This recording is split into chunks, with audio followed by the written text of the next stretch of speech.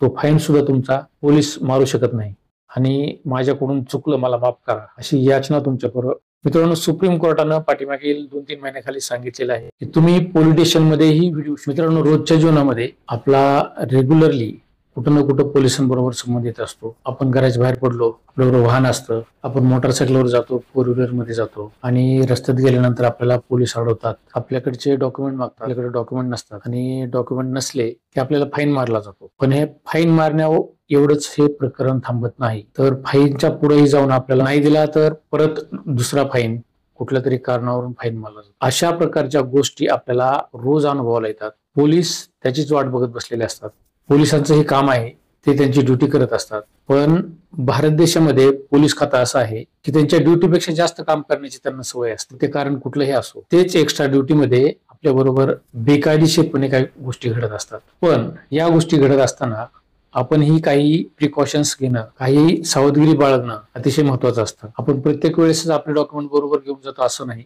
काही वेळेस आपल्याकडून डॉक्युमेंट्स विसरून जातात, घरी डॉक्युमेंट्स राहतात. अशा वेळेस आपण काय करायचं असतं, पोलिसांच्या फाईन पासून वाचण्यासाठी आपल्याला काय करायचं, याच्याबद्दल मी आज आपल्याला सांगणार आहे. नमस्कार मित्रांनो, मी ऍडव्होकेट तानाजी वाघमारे आणि आपण पाहताय लिगल इन्फो MH25. मित्रांनो, आपल्याला घराच्या बाहेर रेग्युलरली पडावंच लागतं. प्रत्येक काम हे आपलं रोडवर असतं, कुठल्या तरी दुकानामध्ये असतं आणि प्रत्येक ठिकाणी आपल्याला कायद्याचा धाक असतो, कायदा पाळावा लागतो. आपण आपल्या पद्धतीने कायदा पाळत असलो तरी जे गृह खातं आहे किंवा पोलीस डिपार्टमेंट आहे त्यांच्या पद्धतीने आपल्याला चालता येत नाही किंवा त्यांच्या नियमाप्रमाणे आपल्याला चालता येत नाही. आपण ज्यावेळेस प्रवास करत असतो आणि अचानक आपल्याला पकडलं जातं, आपलं वाहन पकडलं जातं, आपल्याकडून डॉक्युमेंट्स मागवले जातात, आपल्याकडून ड्रायव्हिंग लायसन्स मागवलं जातं, गाडीची कागदपत्र, इतर कागदपत्र मागवले जातात, इन्शुरन्स मागवलं जातो, RC बुक मागवलं जातं. काही वेळेस आपल्याकडे डॉक्युमेंट्स असतात किंवा काही वेळेस नसतात. पण बऱ्याच वेळा असा प्रसंग असतो की आपल्याकडे सगळे डॉक्युमेंट्स असूनही आपण डॉक्युमेंट दाखवून सुद्धा आपल्याला दोषी ठरवलं जातं. आपला कसलाही दोष नसतो, आपण सीट बेल्ट बांधलेला असतो, आपण हेल्मेट घातलेलं असतं, तरीही आपल्याला फाईन केला जातो. किंवा आपण फाईन जर देत नसलो आणि पोलिसांचं आपण समाधान जर करत नसलो तर आपल्या गाडीची चावी काढून घेतली जाते, आपलं ड्रायव्हिंग लायसन्स, RC बुक ताब्यात घेतो, इन्शुरन्स ताब्यात घेतो किंवा PUC चे जे डॉक्युमेंट्स आहेत ते ताब्यात घेतो. आपल्या हातात कुठलाच पर्याय नसतो. आपण पोलिसांना रिस्पेक्ट देत असतो, एक कायदा म्हणून रिस्पेक्ट देत असतो. काही वेळेस पोलिसांमध्ये आणि आपल्यामध्ये मोठा संघर्ष तयार होतो आणि या संघर्षामधून काही वेळेस पोलिसांचा मारही आपल्याला खावा लागतो. अशा गोष्टी बऱ्याच वेळा घडत असतात. अशा वेळेस आपण काय करायचं असतं की अशा जर गोष्टी घडत असल्या, पोलीस आपल्यावर हात उचलत असतील तर आपण त्यांना प्रतिकार करू शकत नाही.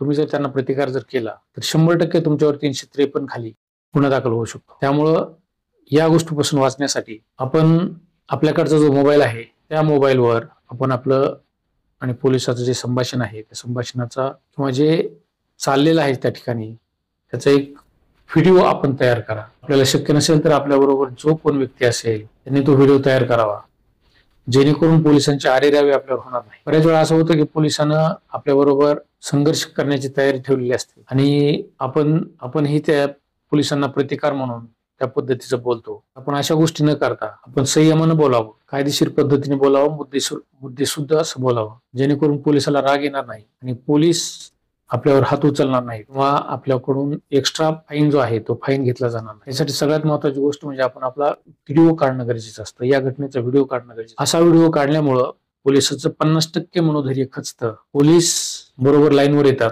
पोलीस कायदेशीर पद्धतीने वागण्याचा प्रयत्न करतात. ज्या वेळेस आपल्याकडून काही चूक घडण्याची शक्यता असते त्यावेळेस पोलीसही व्हिडिओ काढत असतात. आपल्याला कुठंतरी अडकवण्यासाठी त्यांना हा व्हिडिओ हवा असतो. पोलिसाबरोबर जे इतर सहकारी असतात, सहकारी या घटनेचा व्हिडिओ काढून आपल्याला कायमस्वरूपी अडकवण्यासाठी त्याचा पुरावा म्हणून उपयोग करत असतात. मित्रांनो, आपण आपल्या ज्यावेळेस वाहन पकडलं जातं त्यावेळेस अशी डॉक्युमेंट्स ताब्यात घेण्याचा अधिकार पोलिसांना अजिबात नाही. आपल्या गाडीची चाव्या ताब्यात घेण्याचा अधिकार पोलिसांना नाही. पण बऱ्याच वेळा असं होतं, त्यावेळेस जर आपण व्हिडिओ जर काढला तर त्या व्हिडिओच्या माध्यमातून पोलिसांना जे काही गैरकृत्य केलेलं आहे किंवा जे काही बेकायदेशीर कृत्य केलेलं आहे ते कृत्य त्या व्हिडिओमध्ये दिसणार आहे आणि हे बेकायदेशीर कृत्य आपल्याला पुढे चालून फायद्याचं ठरणार आहे. मित्रांनो, तुम्हाला पाठीमागे सांगितलं की पोलीस आपल्यावर हात उचलतात, काही काही वेळेस मारतात, शिवीगाळ करतात, अभद्र भाषेचा वापर करतात. आपले लोक, आपल्याबरोबर जर लोक असतील पण 4 व्हीलर मध्ये जर असलो आपला अपमान करण्याचा बऱ्याच प्रयत्न होतो. पोलिसांना असं करण्याचा अजिबात अधिकार नाही. कायदा या पद्धतीनं बेकायदेशीर बोलणं किंवा बेकायदेशीर बोलण्यासाठी तयार झालेलं नाही. तर जे काम पोलिसांचं आहे ते त्यांनी नियमानं आणि काटेकोरपणे करणं गरजेचं असतं. पण आपल्याबरोबर असं होताना काही काही वेळेस दिसत नाही. ज्यावेळेस एखादा पोलीस आपल्या अंगावर येतो, आपल्यावर हात उचलतो, आपल्या गाडीची चावी काढून घेतो, आपल्याला शिवीगाळ करतो, ह्या गोष्टी तुम्ही तुमच्या व्हिडिओमध्ये रेकॉर्ड करून जर ठेवल्या तर त्याचा पुढे चालून तुम्हाला फायदा होणार आहे. आणि त्याने जो फाईन मारण्याची शक्यता असते तो फाईन सुद्धा तुमचा पोलीस मारू शकत नाही. सगळ्यात महत्वाचा पुरावा म्हणजे व्हिडिओ रेकॉर्डिंग. या उपरही पोलिसांनी जर तुमच्यावर आरेरावी केली, मारहाण केली, शिवीगाळ केली, पोलिसावर तुम्ही गुन्हा नोंद IPCचे सेक्शन 323 नुसार मारहाण केली तर गुन्हा नोंद करू शकता. काही वेळेस चापट मारली जाते, काही वेळेस लात मारली जाते, किंवा काही वेळेस काठीनं मारलं जातं. त्यावेळेस या व्हिडिओचा तुमच्या लाईफमध्ये तुम्हाला मोठ्या प्रमाणावर उपयोग होतो. ह्या घटना घडत असताना तुम्ही व्हिडिओ काढा.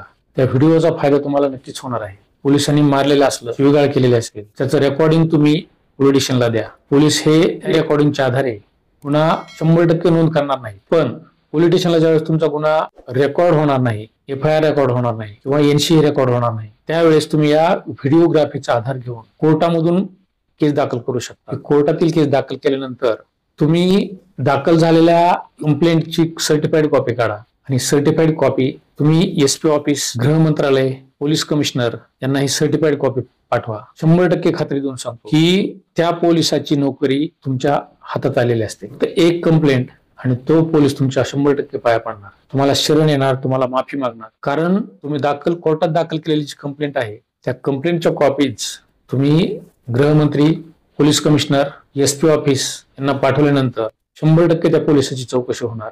त्याचं जे गैरकृत्य आहे ते त्यांच्या डिपार्टमेंटला 100% चौकशी करायला भाग पडणार.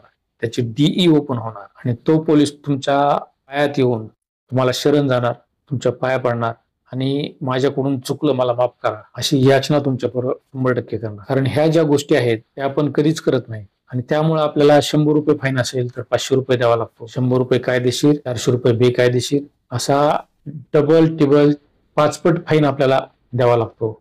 आणि मानहानी झालेली असते ती वेगळीच. आपला वेळ गेलेला असतो, आपल्याला ज्या ठिकाणी जायचं असतं त्या ठिकाणी जात नाही, दिवसभर आपला मूड खराब होतो. त्याचबरोबर पोलिसांनी मी आता सांगितलं की चावी घेतली, तुमची डॉक्युमेंट्स घेतली, तर त्याचाही पुरावा या व्हिडिओच्या आधारे तुम्हाला 100% त्याचा फायदा होईल. मित्रांनो, सुप्रीम कोर्टानं पाठीमागील 2-3 महिन्याखाली सांगितलेलं आहे तुम्ही पोलीस स्टेशन मध्येही व्हिडिओ शूटिंग करू शकता. पोलीस स्टेशन हे पब्लिक ऑफिस आहे, ते काही कोणाचं प्रायव्हेट ऑफिस नाही. त्यामुळं तुम्ही ज्या ज्या ठिकाणी जाल, तुमच्या विरोधात एखादं कृत्य होण्याची शक्यता वाटत असेल त्या ठिकाणी तुम्ही व्हिडिओग्राफी करा, तुमच्या मित्राला व्हिडिओग्राफी करायला सांगा. 100% तुमचा बचाव होईल, तुमच्यावर होणारा अन्याय टाळला जाईल. या गोष्टी मी लिहून देतो. त्यासाठी तुम्हाला डेअरिंग करावी लागेल. हे जे सोशल मीडियाचं शस्त्र आहे ना, अतिशय प्रभावी असं शस्त्र आहे आणि या शस्त्राचा तुम्ही तुमच्या रोजच्या लाईफमध्ये उपयोग करून घ्यायला शिका. केवळ रील्स स्क्रॉलिंग करणं आणि मोज मजा लुटणं एवढंच काम या सोशल मीडियाचं नाही. सोशल मीडियाच्या आधारे आपण मोठमोठी कामं करू शकतो. बेकायदेशीर जे कृत्य आहे ते टाळू शकतो, एखाद्याचा जीव वाचवू शकतो, एखाद्याला मोठ्या प्रमाणात मदत होऊ शकते. जे कोण हरवलेले असतील त्यांना त्यांचे आई वडील, मुलं हरवलेले असतील तर ती मुलं मिळतील. त्यामुळं सोशल मीडियाचा वापर आपण करत असताना तो आपल्या फायद्यासाठीही करा, लोकांच्या फायद्यासाठी करू नका. केवळ स्क्रॉलिंग करून लोकांचे पेमेंट वाढवण्यावर तुम्ही त्याचा उपयोग करू नका. तर ते तुमच्या लाईफमध्ये, रियालिटीमध्ये आणण्याचा प्रयत्न करा. केवळ पोलीसच नाहीत तर इतरही कार्यालयामध्ये तुम्ही या व्हिडिओग्राफीचा उपयोग करू शकता. व्हिडिओग्राफीला कोणीही बंदी आणू शकत नाही, तो तुमचा कॉन्स्टिट्युशनल राईट आहे. त्यामुळं आपण घराच्या बाहेर पडल्यानंतर आता मी ज्या गोष्टी सांगितल्या आहेत त्या गोष्टी जर तुम्ही तुमच्या डेली लाईफमध्ये फॉलो केल्या त्याचा 100% फायदा तुम्हाला होणार आहे. या व्हिडिओग्राफीमुळे तुम्ही एखाद्या ऑफिसमध्ये गेलेला असता आणि त्या ठिकाणी तुमचं काम जर होत नसेल, तो अधिकारी तुम्हाला अरेरावीने बोलत असेल किंवा त्याचे काम करण्याची इच्छा नसेल, तर तुम्ही व्हिडिओ शूटिंग जर केलं तर त्या अधिकाऱ्याचं जे कृत्य आहे ते तुमच्या मोबाईलमध्ये रेकॉर्ड होईल आणि त्याचा उपयोग तुम्ही तुमचं काम करण्यासाठी करून घेऊ शकता. त्या कर्मचाऱ्याच्या अधिकाऱ्याला तुम्ही ते दाखवू शकता. त्यामुळे त्या अधिकाऱ्याची, त्या कर्मचाऱ्याची DE ओपन होईल, तो सस्पेंड होऊ शकतो.